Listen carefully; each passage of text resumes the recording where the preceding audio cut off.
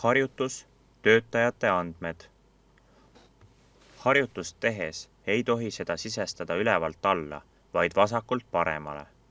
Ehk kui ära on sisestatud kirje nimi, siis seejärel peab kirjutama aadress, siis telefon, siis amet ja alles siis pool koma Kalle ja siis Salme 5 koma Tallinn ja nii edasi. Kusjuures, kui on ära sisestatud kirje nimi, siis järgmise kirje aadress juurde ei tohi minna sisestades korduvalt tühikut. Selleks tuleb mõõduribale tekitada tabeldusmärgid ning tekstis peab liikuma tabeldusklahviga.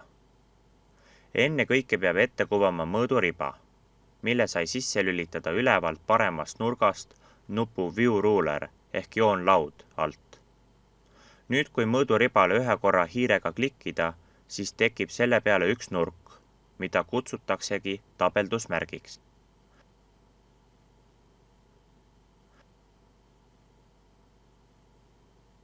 Kui tekib üleliigne tabeldusmärk, siis seda kustutatakse ära, võttes sellest märgist kinni ja tirides lihtsalt mõõduriba pealt eemale.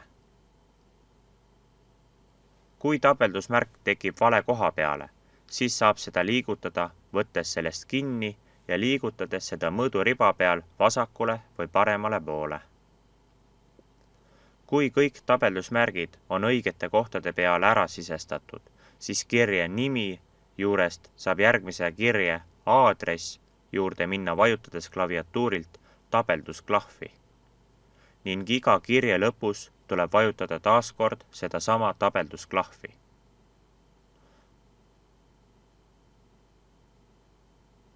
Kuid järgmisele reale tuleb minna vajutades Enter-klahvi, mitte tabeldusklahvi ega nooltega. Enter-klahvi kasutades tulevad tabeldusmärgid ka järgmisele reale kaasa ja neid ei ole vaja igale reale uuesti ja taaskord sisestada. Näiteks kui olla tabeli esimesel real ja liikuda noolega ülemisele reale, siis on näha, et seal neid tabeldusmärke mõõduribal ei ole. Samas liikudes tabeli esimesele reale tagasi, on neid märke jälle näha. Kui kogu tekst on korrektselt sisestatud, siis tuleb alustada vormindusega. Võetakse kogu tekst aktiivseks, tirides hiirega üle teksti ja valitakse õige tähemärgi suurus, milleks on 12 punkti.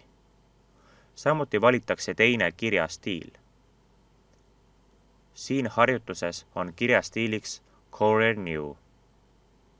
Uue kirjastiiliga läheb esialgu ka kogu tabel pisut segamini, kuna osad andmed ei mahtunud tabeldusmärkide vahele ära. Tabeli saab korda seada nihutades harjutuse alguses pandud tabeldusmärke vasemale või paremale poole, selliselt, et iga kirje mahuks 2 märgi vahele ära. Sealjuures peab olema kogu tekst endiselt aktiivne.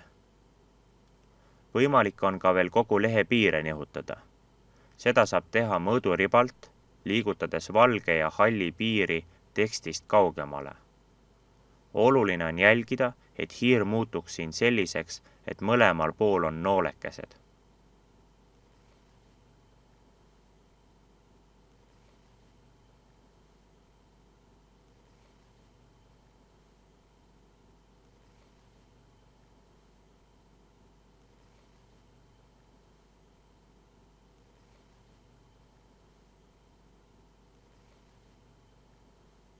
Kui tabel on korda seatud, tuleks jätkata harjutuse vormindamisega.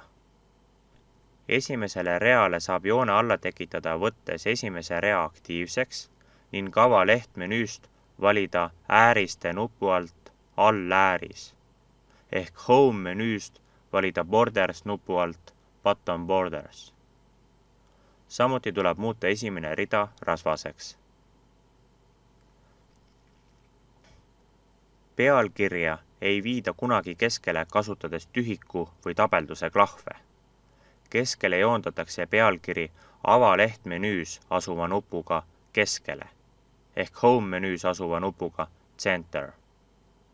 Sealjuures on oluline, et kursor vilguks pealkirja real. Ning viimaseks tuleb järjestada kõik andmed tähestikulisse järjekorda, perekonnanime järgi. Selleks võetakse andmed aktiivseks ja ainult andmed. See tähendab, et ka tabeli esimest rida aktiivseks ei võeta. Ning valitakse avaleht menüüst nupu Sordi ehk Home menüüst nupp Sort. Siit saab valida, kas järjestatakse A-st Z-ini või Z-ist A-ni. Standardselt pakub programm A-st Z-ini. Sellisel kujul tehtud ülesanne on valmis.